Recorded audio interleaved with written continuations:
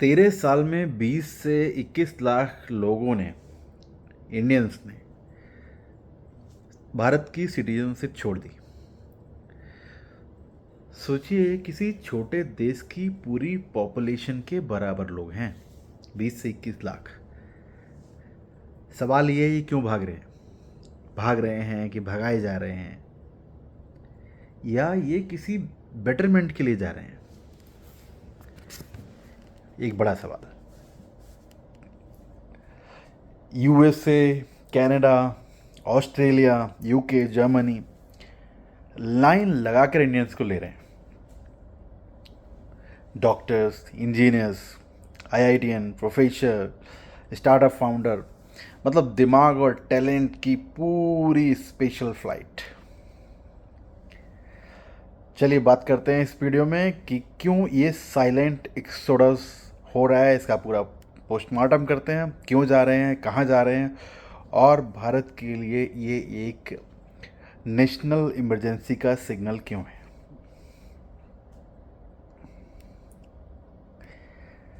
Video को and तक ज़रूर देखो, क्योंकि आखिर में बात करेंगे सॉल्यूशंस की कि क्या किया जाए जिससे कि हमारा जो टैलेंट है, इंडिया का टैलेंट है, वो इंडिया में रह सके। इसके बारे में बात करेंगे कि सिलिकॉन वैली, यूएसए को ना चुन के सिलिकॉन वैली, जो इंडिया का सिलिकॉन वैली कहा जाता है, बेंगलुरु, उसको भी चुना जा सकता है, दिल्ली, गुड़गांव को भी चुना जा सकता है, और भी जगह हैं।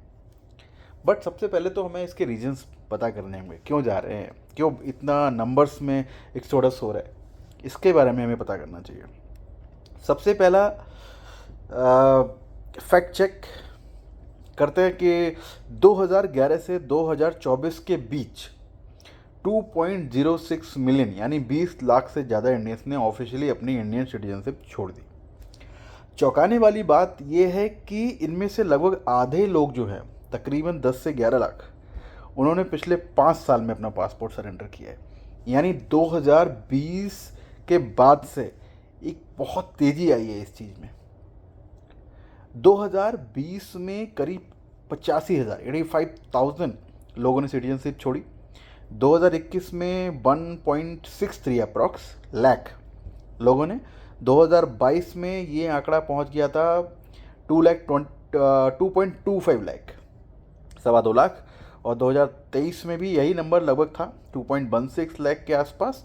और 2024 में ये 2 लाख से ऊपर ही था, 2.06 और 07 लाख के आसपास रहा। मतलब हर साल 2 लाख से ऊपर की एक स्टडी लाइन चल रही है। इस नंबर में लोग इंडिया छोड़ रहे हैं, अपना पासपोर्ट सरेंडर कर रहे हैं। सोचिए आप कि हर साल एक मीडियम शहर जितने लोग इंडिया को गुड बाय बोल के चले जाते हैं। क्या हो रहा है भाई? कंट्री में ऐसा क्या बवाल हो रहा है कि लोग भाग रहे हैं यहाँ से? कुछ तो प्रॉब्लम है। ये इतनी इमरजेंसी सिचुएशन आई क्यों? क्यों जा रहे हैं, कहाँ जा रहे हैं? चलो बात करते हैं कहाँ जा रहे हैं।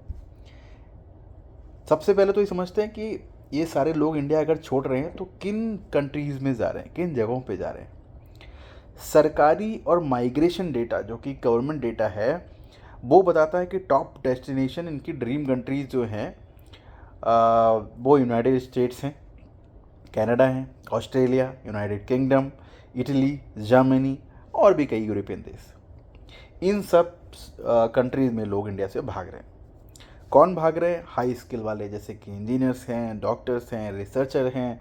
सबसे ज़्यादा यूएस, कनाडा, ऑस्ट्रेलिया और यूके में जा रहे हैं। कई लोग गल्फ़ में भी जा रहे हैं, जैसे कि आपका यूएई हो गया, सऊदी हो गया, कतर हो गया, यहाँ भी जा रहे हैं जॉब्स के लिए। लेकिन वहाँ पे सिटीजनशिप के लिए नहीं जाते हैं। मिडिल ईस्ट में मोस्टली वहाँ पे जॉब होती है, वर्क वीज़ा पे जाते हैं। डेटा ये भी दिखाता है कि इंडियंस ने 135 से ज़्यादा देशों की सिटीजनशिप ली है। एक बहुत बड़ी बात है। आई मीन 200, 250 में आप 135 कंट्रीज़ में इंडियन सिटीजनशिप ले रहे हैं। मतलब सिर्फ अमेरिका नहीं जा रहे हैं, ये ग्लोबल चार्टर है, ग्लोबल स्कैटर हो रहा है ये पूरा। क्यों छोड़ रहे हैं इसके बारे में बात करेंगे। कोई कोई एक रीज़न नहीं है, बहुत सारे रीज़न हैं इन चीज़ों के। ऐसा नहीं है कि मैं आपको पहली बार ये बता रहा हूँ, आपको पता होगा, आप पढ़ते होंगे, लिखते होंगे, मतलब देखा होगा, आपने सुना होगा। असली सवाल है कि भाई क्यों जा रहे हैं। जवाब पता है, बट हाँ, मैं बोलूँ कि कुछ लोग पेट्रोटिक इमोशन में आके कुछ और बोल देते हैं, बट मैं कोई आपको इस तरह की चीज़ नहीं बोलूँगा। ग्राउंड रियलिटी की बात करते हैं। सबसे पहली चीज़ ये है कि इकोनॉमिक इनइक्वालिटी और ग्रोथ का जो डिस्ट्रीब्यूशन है वो प्रॉपर नहीं है। इंडिया दुनिया की फास्टेस्ट ग्रोइंग इकोनॉमीज में है, लेकिन इन्वेस्टमेंट बैंकर का एनालिसिस कहता है कि टॉप 5% को हटा दें तो बाकी लोगों की इनकम बहुत ही एवरेज रह जाती है इंडिया में, जिसमें घर चलाना, परिवार चलाना इस तरह के इन्फ्लेशन में बहुत मुश्किल होता है। यानी ग्रोथ तो हो रही है, पर ज़्यादातर लोगों को लग रहा है कि उनके हिस्से वाली अपॉर्चुनिटी कहीं और है या नहीं है। जो उनकी स्किल्स है वो कहीं बेटर यूटिलाइज हो सकती हैं, उसके लिए वो इससे बेटर पेचेक ले सकते हैं। बेटर कैरियर, ज़्यादा सैलरी, स्टेबल सिस्टम। नंबर 2, लाखों लोग एजुकेशन के नाम पे बाहर जाते हैं कि भाई हायर स्टडीज़ हो गया, स्पेशलाइज कोर्सेज हो गए, और वहीं जॉब पकड़कर परमानेंट रेजिडेंसी ले ली और फिर सिटीजनशिप ले लेते हैं। यही स्लो प्रोसेस होता है। बेसिकली लोग यही करते हैं।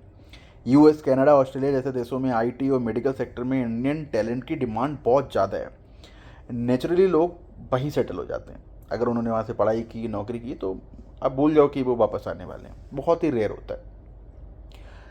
अगला चीज़ आता है क्वालिटी ऑफ लाइफ।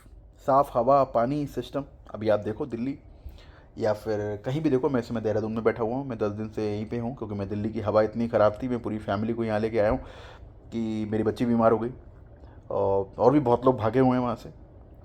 तो क्वालिटी ऑफ लाइफ तो एक बहुत बड़ा फैक्टर अभी इस समय दिख रहा है। दिल्ली का वो हाल है कि आप अगर 10 दिन रोड पे विदाउट मास्क अगर जाते हो, मैं गारंटी दे रहा हूँ कि आप हॉस्पिटल में एडमिट हो जाओगे। आपके लंग्स बहुत बुरी तरीके से डैमेज हो सकते हैं। ये हाल हो रखा है। फॉरेन सिटीज़ में आप देख लो, अपना इक्वाई मीटर पे चेक कर लो, आपको पता चल जाएगा वहाँ पे क्लीन एयर है, बेटर पब्लिक ट्रांसपोर्ट है, ठीक है, अच्छे सिस्टम्स हैं। और मिडिल क्लास इंडियंस के लिए बहुत बड़ा पुल फैक्टर होता है ये। Social security benefit, health care, बच्चों की स्कूलिंग। कई जगह पे देखो ना आप, सोशल सिक्योरिटी की आपकी जॉब जाती है तो गवर्नमेंट आपको भत्ता देती है वहाँ पे।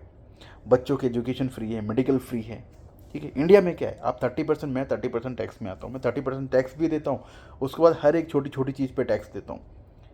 आप समझ रहे हो, मतलब आप 100% में से 50-60% तो आप गवर्नमेंट को टैक्स दे रहे हो यार।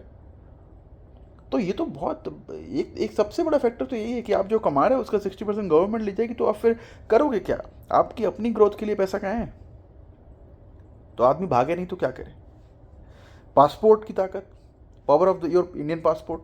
इंडियन पासपोर्ट डिसेंट है, लेकिन ट्रेवल फ्रीडम में अभी भी पीछे, जबकि यूएस, कनाडा, ईयू मतलब यूरोपियन यूनियन, इनके पासपोर्ट पे वीज़ा फ्री एंट्री बहुत जगह मिलती है, इंडिया में इतनी नहीं है। तो पासपोर्ट भी एक स्ट्रॉन्ग पासपोर्ट मिलता है जब आप बाहर जाते हो। यूएस का है, यूके का, कहीं का भी पासपोर्ट आपके पास होता है। अगला आता है कि बिजनेस वाले और हाई नेटवर्थ इंडिविजुअल्स जो हैं, इनके लिए मोबिलिटी बहुत बड़ा फैक्टर है। वो सिटीजनशिप को स्वैप को वो सिटीजनशिप स्वैप को एक फाइनेंशियल डिसीजन की तरह देखते हैं। उनको लगता है कि यार देखो, उनके पास पैसा है, वो सिटीजनशिप ले सकते हैं, वहाँ जाके अपना बिजनेस सेटल कर सकते हैं, ठीक है। तो उनके लिए ये चीज़ आसान होती है। और सबसे बड़ी चीज़, जब आप एजुकेटेड हो, आपकी एजुकेशन अच्छी हुई है, आपको सोच आपकी, आप समझदार हो, आपकी सोच अच्छी है, तो सबसे बड़ी प्रॉब्लम जो आपको नज़र आती है वो आती है पॉलिसी और पॉलिटिक्स। इसका जो फ्रस्ट्रेशन आता है, यंग जनरेशन को लगता है कि यार red tapism, bureaucracy, corruption, policy uncertainty, उनकी स्पीड स्लो है। कई लोग बोलते हैं इंडिया से प्यार है, मगर सिस्टम से प्यार नहीं है। सिटीजनशिप छोड़ने का मोटिवेशन अक्सर सिस्टम से, गुस्से और फ्यूचर इनसिक्योरिटी से ही आता है, देश से नफरत से नहीं आता है। ऐसा नहीं कि जो लोग सब छोड़ के गए उनको देश से नफरत, नहीं, दे ऑल लव इंडिया यार। चलो 1-2% निकाल दो, बट बाकी सबको अपने कंट्री से प्यार है, अपनी मदरलैंड से प्यार है। लेकिन सबसे बड़ा दिक्कत जो है वो सिस्टम से परेशानी है, फ्यूचर की जो इनसिक्योरिटी हैं उनका दिक्कत है। अब बोलें कि ये सिर्फ किसी एक वर्ग की कहानी है, नहीं, ऐसा नहीं है। कुछ सेक्टर्स में एक्सोडस बहुत ज़्यादा है। एस्टीमेट के हिसाब से हज़ारों इंडियन डॉक्टर परमानेंट तौर पर फॉरेन हॉस्पिटल में काम कर रहे हैं। लगभग 1/3 आईआईटी ग्रेजुएट किसी न किसी स्टेज पर विदेश चले जाते हैं। 67% तक प्रोफेसर और रिसर्च फॉरेन यूनिवर्सिटीज़ को प्रेफर करते हैं, जो रिसर्चर्स होते हैं। 67%, बहुत बड़ा आंकड़ा हो गया ये। मतलब जो लोग भारत में next generation technology, health care, research और इनोवेशन को लीड कर सकते थे, उनमें से एक बड़ा चंक दुनिया के बाकी इकोनॉमीज़ को रिच बना रहा है रेदर देन इंडिया। यही तो असली ब्रेन ड्रेन है, जहाँ ईएमआई तो फैमिली इंडिया में भरती है, पर टैक्स और टैलेंट किसी और देश को चला जाता है। ये कोई, मैं बोलूँ कि ये देश से नफ़रत है या फिर देशद्रोह है, कुछ इस तरह की चीज़ें बिल्कुल नहीं है। ठीक है, ये ऐसा समझ लो आप कि यार ये एक बहुत आदमी पढ़ा लिखा होता है, समझता है, चीज़ें देखता है, तो ये कि स्मार्ट मूव है लोगों का, वो अपने लिए बेटर चीज़ें चाहते हैं। ठीक है, अब आता है कि यार सिटीजनशिप छोड़ना, देखो कोई ऐसा तो नहीं है कि वो कंट्री के अगेंस्ट है, वो पर्सनल चॉइस है। एक साइड की कहानी कहती है कि देश ने तुम्हें सिखाया, तुम्हें सब कुछ दिया, सब्सिडाइज्ड एजुकेशन दी, प्रोडक्टिव एज में आई मीन तुम फॉरेन टैक्स दे रहे हो, तो ये अनफेयर है। बट दूसरी साइड की कहानी कहती है अगर सिस्टम मेरिट को रिवार्ड नहीं करता, इंफ्रास्ट्रक्चर टूटता हुआ लगे और बाहर साफ आपको अपना फ्यूचर पाथ दिखे, तो आई थिंक निकल जाना एक प्रैक्टिकल डिसीजन है, ये कोई इमोशनल डिसीजन नहीं है। इंडिविजुअल के लेवल पर ज़्यादातर लोग economic plus plus life style decision के बेसिस पे जाते हैं, लेकिन नेशन के लेवल पे एक रेड साइरन है ये। अगर बेस्ट माइंड्स बाहर लगातार जा रहे हैं तो इसका मतलब सिस्टम में कहीं ना कहीं बड़ी गड़बड़ी है, एक बड़ी लीकेज है। इंडिया के लिए आप देखो, इससे बहुत बड़ा खतरा है। और क्या खतरा है हो सकता है? पहला चीज़, टैक्स बेस, जो आपका टैक्स है, टैक्स का जो बेस है, टैक्स बेस जो है, और इनोवेशन बेस दोनों कमज़ोर हो सकते हैं।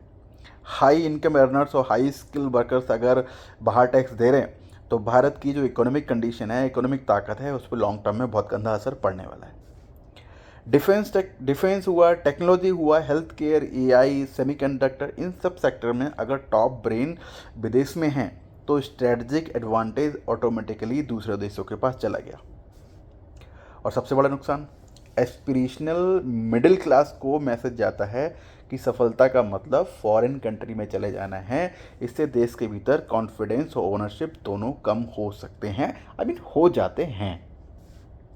तो आप समझ गए ये कितना, अगर आपको ये ओवरऑल देखो तो ये बहुत बड़ा खतरा है कि ऐसे तो आपका कंट्री किधर जा रहा है। अभी जो आप कभी सोने की चिड़िया होते थे, आज तो काला कौवा नहीं हो यार। ठीक है, और धीरे धीरे यही होता रहा तो क्या हाल होगा? आप तो किसी भी छोटे मोटे अफ्रीकन कंट्री से बुरे हाल में चले जाओगे। सोल्यूशन क्या है?